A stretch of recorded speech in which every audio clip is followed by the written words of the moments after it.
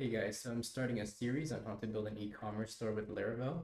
So in part one, we'll just go over setting up the infrastructure of the project. So that'll include installing Laravel, setting up the env files, the models, and the controllers.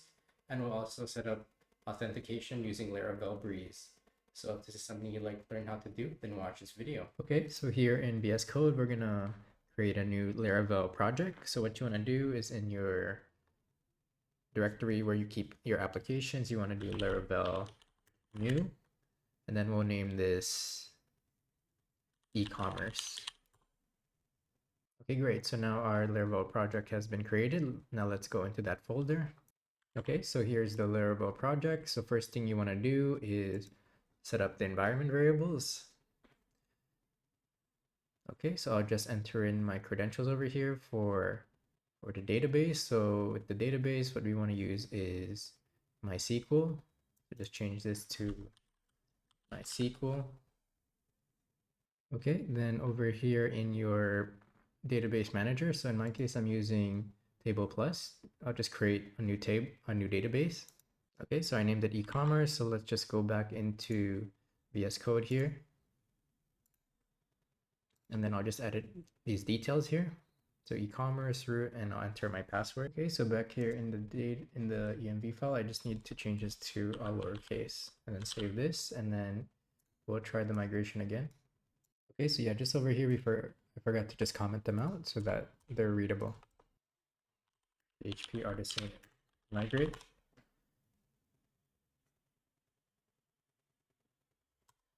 Okay, this looks good. So let's check the database now. Okay, awesome. And over here, there's new tables that have been added. Okay, so let's go to the website over here. So it's ecommerce.test. And if we check over here, we have a fresh installation of Laravel. Okay, so next we'll be implementing authentication so users can log in.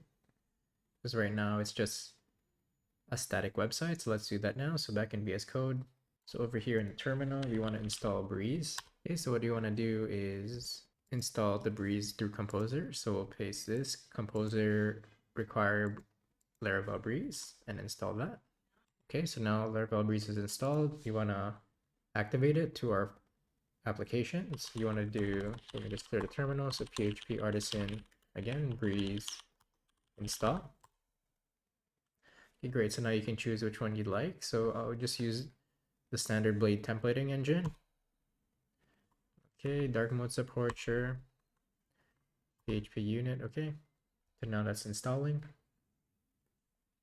Okay, great. Okay, and then if we check our website here, we now have a login and register, and then let's just try to create an account. Okay, so John, email. Okay, great, so now we have a dashboard here. So users are able to have an account for their orders. So we'll fill this up with orders and products that the customer has purchased. Okay, so lastly, let's go over just setting up the models for our application. So we're going to have products, categories, and orders as our models. And just to confirm the database connection over here, if we check out our users table, we now have a new user here. Here in the terminal, we're going to create our models. So what we want to do is PHP artisan make model product and create the migration as well. Okay, and then we'll do the same for category.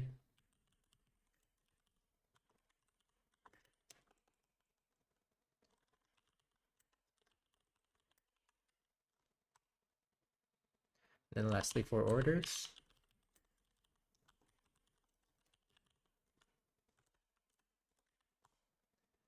Okay, great. And then we can check out the migrations which these created. So over here in migrations, we check out the file over here. We now have the files for orders, categories, and products. So let's just migrate this to the database. And just clear PHP artisan migrate. And then let's just confirm in our database table. Check over here, we now have categories, orders, and products. Okay, so back in VS Code, let's just edit the product migration over here. We're going to add some more fields. So we're going to add the name, a description, and the price, and how much stock the product has. Okay, so over here, let's just start adding some fields. So table, string, name,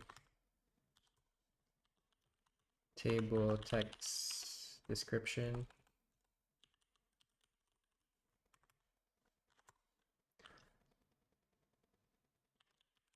table, decimal, price, and then this is how many values before the decimal and after the decimal. So we'll make it a currency. Okay, and then stock is the last field we'll add. So that'll be an integer and stock. Okay, and then let's do the same for the categories and the orders table. So over here in the categories, you want to add in the fields, the additional fields. Okay, so we'll just add a name and description for categories. Okay, text description. This will be nullable. Okay, and then save this. And then lastly, let's do the orders. Okay, so the orders will need to be connected to an ID. So we'll do table foreign ID,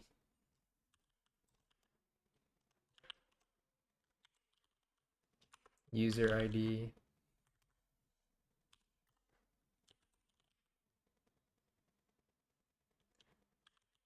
constraint, and then on delete to cascade.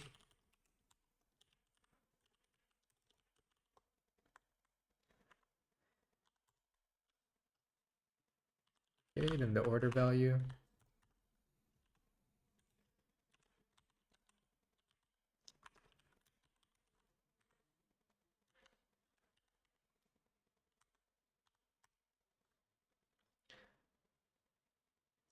Okay, and then the status.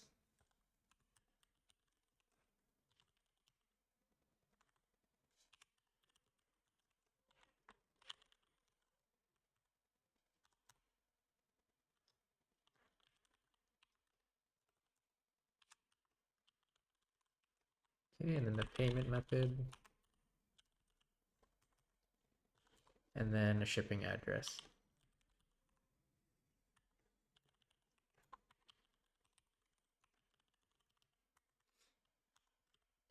Okay. Here, just forgot to add decimal. Okay, and then save this, and then I'll just redo the migration. So PHP artisan migrate fresh. Okay, and then let's check out the tables. Okay, so the products over here, you can see the columns have been added as well. Okay, and then lastly, what we'll work on in this video is setting up controllers, and then that'll be done for the backend portion, and we can start working on the front end. Okay, so what you want to do here in the terminal, again, is run the command php artisan make controller. So it's the same, kind of the same what we did for the models, but we just need to create the controller, which will handle the functionality. PHP artisan make controller, product controller, dash dash resource. So this will create the classes for us. Okay, and then if we view that over here, under resources, we view that over here in apps, and then HTTP controllers. We can see our product controller over here. And it just has all our functions. So index, create, store, show, edit, update, and delete, destroy. Let's do that for the other data objects. So PHP, artisan make controller, category controller,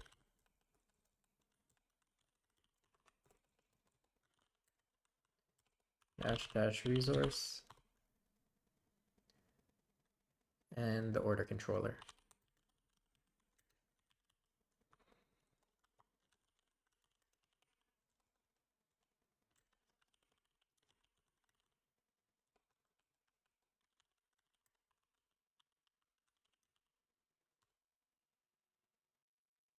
Okay, again, just check it here on the side just to confirm. And so it's over here, and then the category controller as well. Okay, so this concludes part one, where we just initiated the project and set up the database objects and controllers. So in the next video, I'll go over just starting the front end portion of the project and creating the functionality and the controllers. So this concludes the end of part one of the series. So in part two, we'll go over setting up the front end and starting the functionality using the controllers. So to stay up to date with the series, you can subscribe and like this channel to stay up to date with my content. And thanks for watching.